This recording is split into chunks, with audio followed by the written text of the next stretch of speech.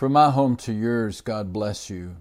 If you could use some prayer, please post your prayer requests in the comment section, and we would be honored to pray for you. Today we're wrapping up a series of messages based on the new book, They Walked with God.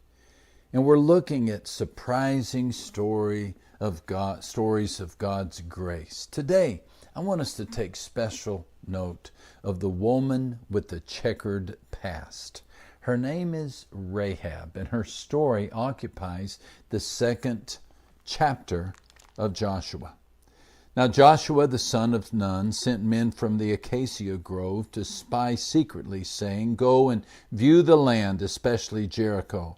And so they went, and they came to the house of a harlot named Rahab, and they lodged there.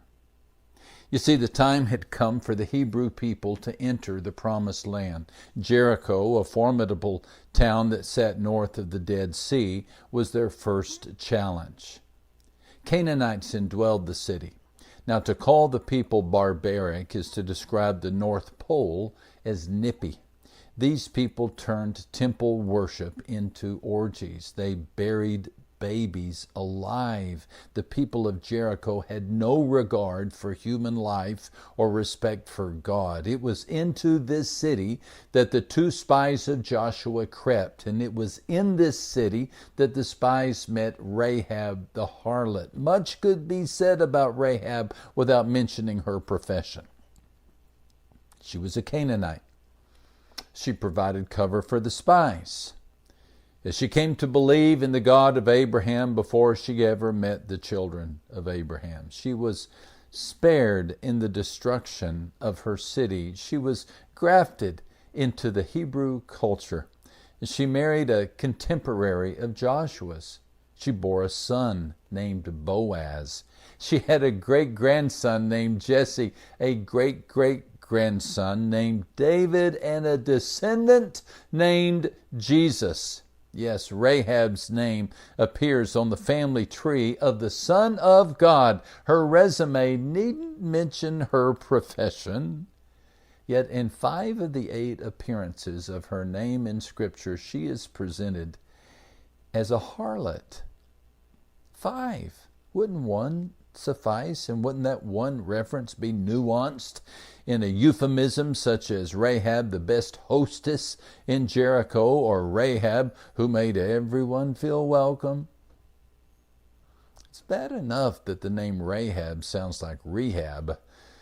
Disguise her career choice, veil it, mask it, put a little concealer on this biblical blemish. Drop the reference to the brothel, please.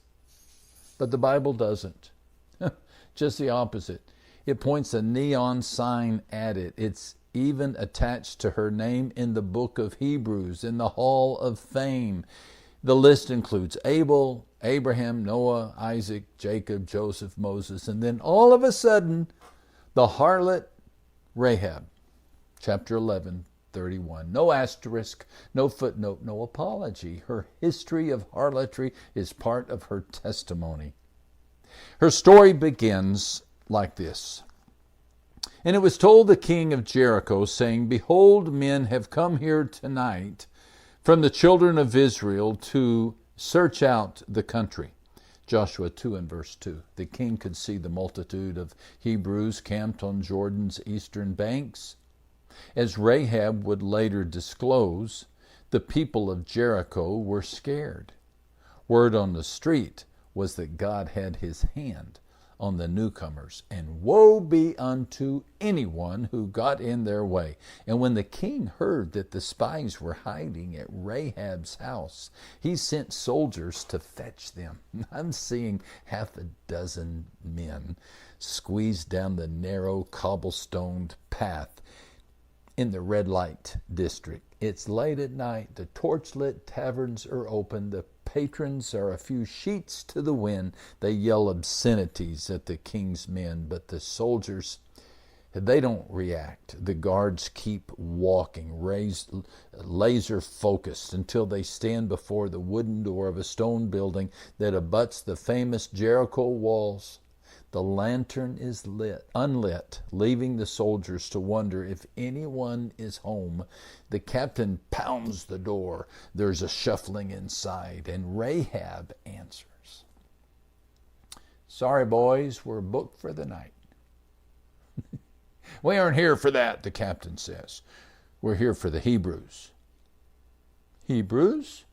She cocks her head. "Huh. I thought you were here for fun." "We came for the spies. Where are they?" And she steps out onto the porch, and she looks to the right, and she looks to the left, and she lowers her voice to a whisper, and she says, "You just missed them. You just missed them.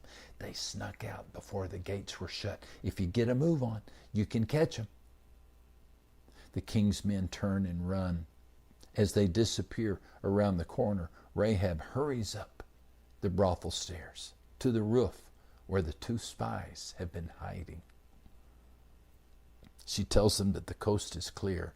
Her words must have stunned the spies. They never expected to find courage in Jericho. They never expected to find faith in a brothel. But they found both. Jericho's shady lady said to them, "I know the Lord has given you the land. We have heard how the Lord dried up the water of the Red Sea and what you did to the two kings who were on the other side of the Jordan. The Lord your God, He is God in heaven, above and on the earth beneath." That's 9 through 11. Rahab found God. Or better worded, God found Rahab. He spotted a tender heart in the hard city, and He reached out to save her. I think He would have saved the whole city, but no one else made the request. Then again, Rahab had an advantage over the other people. You know, she had nothing to lose.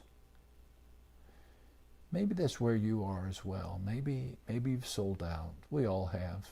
We've all prostituted ourselves, right? We've all caved in. We've all compromised. And maybe you're thinking, "I'm too soiled, too dirty, too afflicted. I've sinned too much, stumbled too often, floundered too long. I'm on the garbage heap of society. No hope for me, no grace for me." God's one-word reply for such doubt: Rahab, Rahab.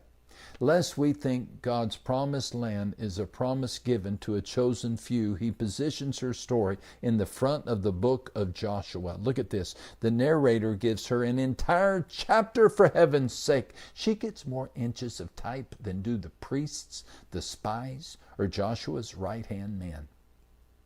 If quantity and chronology mean anything in theology, then Rahab's headline position announces this: God has a place for the Rahabs of the world. The Hebrew spies, as it turns out, were really missionaries. They thought they were on a reconnaissance trip, but they weren't. God needed no scouting report. His plan was to collapse the city walls like a stack of dominoes. He didn't send the men to collect data. He sent the spies to reach Rahab. They told her to bind a line of scarlet cord in the window so that they could identify her house. And without hesitation, she bound that scarlet cord in the window, and the spies escaped, and Rahab made preparation. She told her family to get ready. She kept an eye out for the coming army. She checked the cord to make sure it was tied securely and dangling from the window. And when the Hebrews came, and when the walls fell, and when everyone else perished, Rahab and her family were saved. The scripture says, by faith the harlot Rahab did not perish. Hebrews 11:31. Her profession of faith mattered more than her profession as a harlot. Maybe your past is a checkered one. Maybe your peers don't share your faith. Maybe your pedigree is one of violence. Your ancestry is one of rebellion. If so, then Rahab is your model. Now, we don't drop scarlet cords from our windows, but we trust the crimson thread of the blood of Christ. We don't prepare for the coming of the Hebrews, but boy, we do live with an eye toward